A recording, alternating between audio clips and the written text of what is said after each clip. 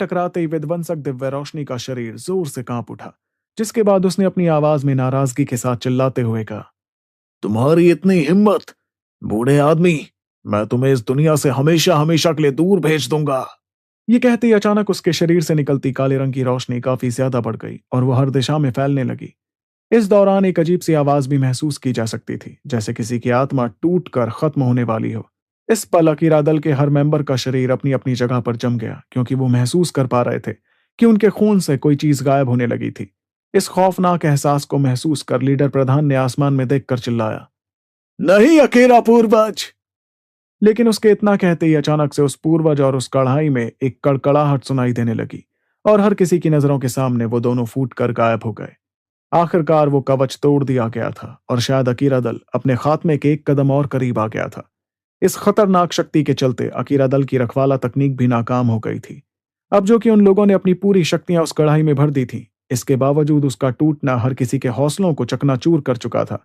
ज्यादातर लोग अपने दिल में एक ऐसा खौफ महसूस करने लगे जो उन्हें आज तक महसूस नहीं हुआ था। वो देख रहे थे कि काली रोशनी से घिरा शैतान सभी की जिंदगियां खत्म करने के लिए तैयार था। इस दौरान ध्रुव के चेहरे पर भी फिक्र दिखाई देने लगी और उसके शरीर में बहती शक्तियां बहुत तेज रफ्तार में बाहर आने लगी। इतना ही नहीं, बल्कि उसके ठीक बगल में काले रंग की चमक दिखी और उत्तरी राजा भी वहां आ गया। वहीं ध्रुव कुछ कदम पीछे हुआ और आचार्य विदुर के ठीक बगल में आकर खड़ा हो गया। वो भी समझ रहा था कि जो खतरा आज उसकी आंखों के सामने था, उतना खतरा उसे आज तक कभी महसूस नहीं हुआ था। उसे भी यकीन नहीं हो रहा था कि वो किल्विश दल के बिछाए इस जाल से आज जिंदा बचकर भागने में कामयाब हो पाएगा भी या नहीं। आचार्य विदुर की आंखें आसमान में देख रही थीं और उनकी आंखों से इस वक्त आंसू बहने लगे थे। भले ही अकीरा दल के लिए उनके दिल में ज्यादा हमदर्दी नहीं थी, लेकिन जो धुंधला शरीर एक पल पहले चकनाचूर हुआ था, वो एक तरह से उस दल के भगवान जैसा था। और सभी की नजरों के सामने दिव्य रोशनी के उस शैतान ने अकीरा दल के भगवान को हमेशा हमेशा के लिए उनसे दूर कर दिया था। तभी आचार्य ने भारी रुआंसी आवाज में ध्रुव से कहा, ध्रुव, अगर कुछ भी गड़बड़ होती है तो तुम्हें सबसे पहले यहां से जाना होगा। रोशनारा गठबंधन तुम्हारे बिना टिक ही नहीं सकता, और तो और तुम्हें अभी अपने पिता को भी बचाना है। ये सुनते वक्त ध्रुव के चेहरे की परेशानी और ज्यादा बढ़ने लगी, लेकिन उसने कुछ नहीं कहा। अपने बाबा का जिक्र सुनकर ध्रुव ने ठान लिया था कि आज उस जगह पर गिरने वाली गाज जितनी भी बड़ी क्यों ना हो, ध्रुव वहां से बचकर निकलता जरूर। इस जज्बे के साथ उसने आचार्य से कहा, आचार्य, आप बिल्कुल फिक्र मत कीजिए, आपका ये शिष्य हम दोनों को कुछ नहीं होने देगा। दूसरी तरफ आसमान में उड़ते प्रधान ने देखा कि उनके दल की आखिरी उम्मीद भी खत्म हो गई थी, लेकिन दल की बेहतरी की जिम्मेदारी उनकी थी, क्योंकि वो ही इस दल के लीडर थे। इसलिए उन्होंने तुरंत अपने जज्बातों को काबू किया और अपने आसपास दिखते लोगों से कहा, अकीरा दल के लोगों, अब वक्त हो गया है जब इस महान दल के भविष्य का फैसला होगा। हमें सब कुछ दांव पर लगाना होगा ताकि हम अपने इस पवित्र खून को बचा सकें। अगर उसके लिए हमें अपनी जिंदगियां भी गंवानी पड़े तो वो भी जायज है। सभी बुजुर्गों, हमें दल वालों की रक्षा के लिए मरते दम तक लड़ना होगा। प्रधान के इतना कहते ही पहाड़ी इलाके में हर तरफ से इंसान उनके आसपास आकर खड़े होने लगे। इन लोगों में सिर्फ अकीरा दल के ताकतवर बुजुर्ग ही नहीं थे, बल्कि नई पीढ़ी के ताकतवर लोग भी लाल आंखों के साथ आगे आ गए थे। उन्हें अपनी जिंदगियों की फिक्र नहीं थी, बस अपने दल के खून को कैसे भी करके बचाना था। वो नहीं चाहते थे कि हजारों सालों के इतिहास वाला ये दल एक झटके में हमेशा हमेशा के लिए खत्म हो जाए। अकीरा दल न सिर्फ उनका दल था, बल्कि उनकी पीढ़ियों की पहचान थी, और पहचान खो जाना किसी के लिए भी सबसे बुरा होता था। तभी प्रधान ने अपने शरीर से ढेर सारी शक्तियां निकालनी शुरू की, जिसे देखकर आसपास मौजूद लोग भी ऐसा ही कुछ करने लगे। फिर प्रधान ने तेज रफ्तार में आगे बढ़ते हुए सभी को हमला करने का इशारा किया।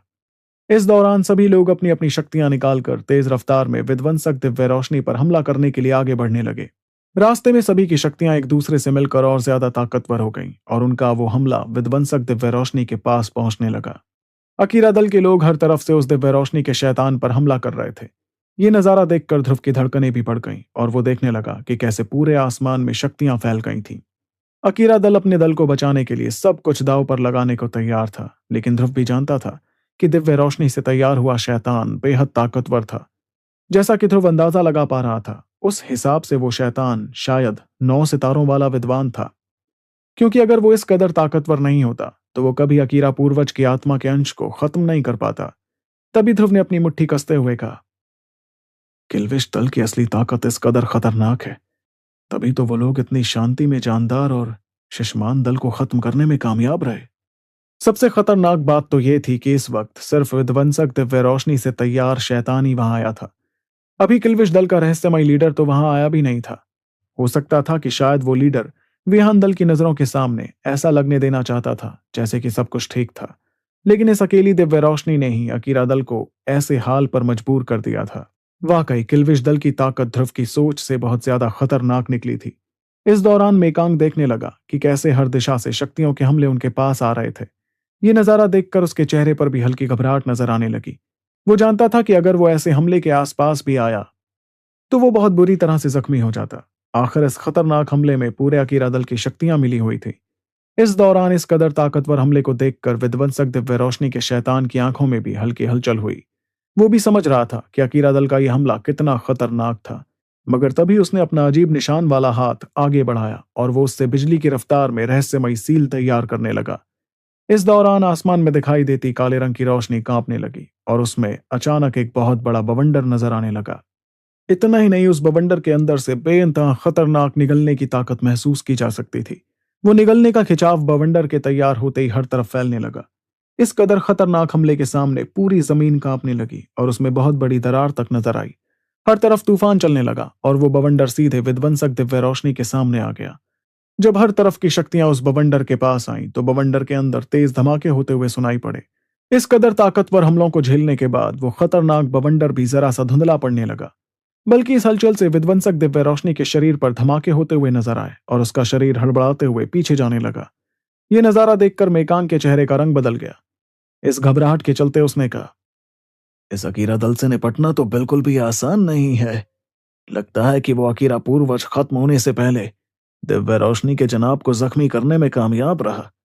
अब ये दल अपनी पूरी शक्तियां इस्तेमाल कर हमले कर रहा है। इस वजह से जनाब जितना ताकतवर इंसान भी पीछे हटने पर मजबूर हो गए। कुछ पलों में विध्वंसक दिव्य रोशनी के शैतान ने अपने शरीर को संभाला और देखा कि उसके शरीर पर दिखाई देती काले रंग की रोशनी पहले के मुकाबले काफी कमजोर हो गई थी। इससे साफ समझ आ रहा था कि अकीरा दल का एक साथ हमला करना वाकई उस पर भारी पड़ने लगा था। इस बात के चलते उसने भारी आवाज में कहा, अकीरा दल सच में काफी ताकतवर है। जानदार दल और शिशमान दल तो तुम्हारे सामने कुछ भी नहीं थे, लेकिन इसके बावजूद तुम्हारा अंजाम वही होगा जो उनका हुआ था। इस भारी आवाज के बाद अचानक से आसमान में मौजूद काले रंग की रोशनी और ज्यादा बढ़ गई और धीरे धीरे ढेर सारे गोले दिखाई देने लगे। उस रोशनी ने उन गोलों को घेर लिया था, जिसके बाद वो उन गोलों पर हमला करने लगी। इसी के साथ पूरे आसमान में लोगों की दर्दनाक चीखें सुनाई देने लगी और काले रंग की रोशनी आसमान से जमीन पर आने लगी। फिर वो तेज रफ्तार में दवा पहाड़ी की तरफ बढ़ी, जहां सभी लोग इकट्ठा थे। जब पहाड़ पर मौजूद लोगों ने देखा कि वो काले रंग की रोशनियां तेज रफ्तार में उन्हीं की तरफ आने लगी, तो उन्होंने घबराते हुए तुरंत अपने शरीर से शक्तियां बाहर निकालनी शुरू की। लेकिन उनकी शक्तियां बाहर आई ही थीं कि वो काले रंग की रोशनी उनके ठीक सामने आ गई। इस दौरान उन्हें अपने दिल में एक अजीब सा दर्द महसूस होने लगा और बहुत से लोगों ने अपनी नजरें नीचे करते हुए देखा कि उनके सीने में एक बहुत बड़ा गड्ढा हो गया था। उस गड्ढे के अंदर उनका दिल दिख रहा था और साथ ही उस गड्ढे में से ढेर सारा खून निकलता जा रहा था। जब ध्रुव ने उन काले गोलों की तरफ देखा जो पहाड़ पर मौजूद लोगों पर हमला करने के लिए आए थे, तो उसके चेहरे का भी रंग बदल गया। उसने तुरंत अपनी दिव्य रोशनी की मदद से एक काले गोले को पकड़ा और उन्हें घूर कर देखते हुए कहा, आखिर ये चीज है क्या? वो देख रहा था कि असल में काले गोलों पर इंसानी चेहरे बने हुए थे, लेकिन उनकी खून जैसी लाल आंखें किसी दरिंदे की तरह थी। वो दरिंदे खून के प्यासे लग रहे थे और उनके नुकीले दांत देखकर कोई भी घबरा जाता। इतना ही नहीं, इन दरिंदों के छोटे पंजे भी नजर आ रहे थे, जो भले ही बहुत छोटे थे लेकिन थे बेहद खूंखार। इतने में आचार्य ने ऐसी कुछ खूंखार चीजों को पैरों तले दबाकर खत्म कर दिया, जिसके बाद उन्होंने कहा, ये रहस्यमयी और खूंखार चीजें तो इंसान की शक्तियां और उसकी चमड़ी खा सकती हैं। इन अजीब से दरिंदों के हमले से पूरे पहाड़ी इलाके में हंगामा मच गया था। हर तरफ लोग मुकाबला करते हुए दिख रहे थे और साथ ही लोगों की दर्दनाक चीखें सुनाई दे रही थी। इस दौरान जमीन लोगों के खून से रंग चुकी थी। वहीं लीडर प्रधान इस खौफनाक नजारे को देखे जा रहे थे, जिसके बाद वो भी नीचे उतरने लगे।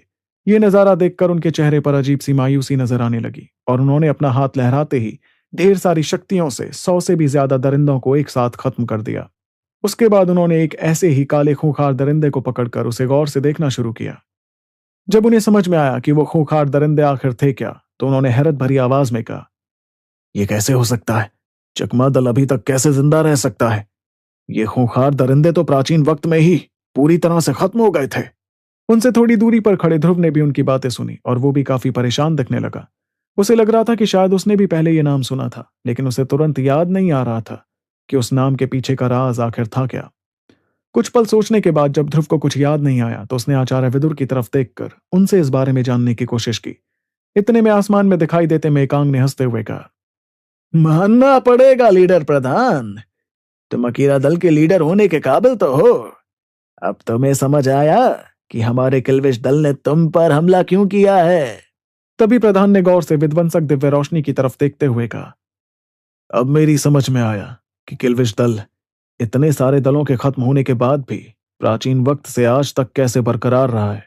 उनके चेहरे से साफ समझ आ रहा था कि उन्हें किल्विश दल के किसी ऐसे राज के बारे में पता चल गया था जिसके बारे में उन्होंने कभी सोचा भी नहीं था। तभी उन्होंने अपना हाथ लहराते हुए बहुत से नई पीढ़ी के लोगों को शक्तियों से दूर भेजना शुरू किया। ऐसा करने के बाद उन्होंने बुजुर्गों की तरफ देखकर चिल्लाया, अकीरा दल के जाबाज बुजुर्गों, हमें तबाह होकर इस अकीरा लोक को खत्म करना होगा। अगर हम चाहते हैं कि अकीरा दल की नई पीढ़ी हमारे महान खून को सही सलामत रखे तो हमें अपनी जिंदगियों की कुर्बानी देनी ही होगी। और प्रधान की बात सुनते ही आसमान में मौजूद अकीरा दल के सभी ताकतवर लोग कांपने लगे। उनकी आंखों में एक अजीब सी मजबूरी, अफसोस और गम नजर आ रहा था। इसके बावजूद वो दिल पर पत्थर रखकर अपनी दल और अपने खून की बेहतरी के लिए अपनी कुर्बानी देने के लिए तैयार हो गए। इस वक्त ध्रुव भी गहरी सांसें लेने लगा था, क्योंकि वो भी समझ गया था कि अकीरा दल के ताकतवर लोग अपनी जिंदगियां खत्म करने वाले थे। इस बात के चलते ध्रुव ने तुरंत आचार्य का हाथ थाम लिया और वो समझ गया कि अब वक्त हो गया था। अकीरा दल के ताकतवर लोग जो इस वक्त आसमान में मौजूद थे तेजी से चमकने लगे थे। उनके शरीर से निकलती शक्तियां इस वक्त बहुत जंगली और खतरनाक हो गई थी।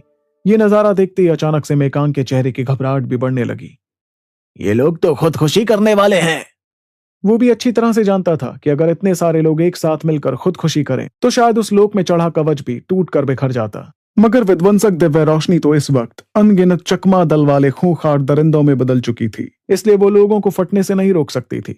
इतने में मेकांग ने तुरंत अपने पास से कागज बाहर निकालते हुए कहा, हमारे किल्विश दल की नजर से बचना इतना भी आसान नहीं होने वाला है। उस कागज को जैसे ही मेकांग ने फाड़ा तो उसमें से काले रंग की रोशनी निकलकर एक रोशनियों की सुरंग तैयार करने लगी। उस रहस्यमयी सुरंग में से बहुत से लोग आने लगे और उस जगह पर इकट्ठा हो गए। इसी के साथ बहुत सी काली शैतानी शक्तियां उस जगह पर इकट्ठा होने लगी, जिसे देखकर बाकी लोग घबराने लगे कि आखिरकार किल्विश दल के ताकतवर लोगों ने वहां आने का फैसला कर लिया था।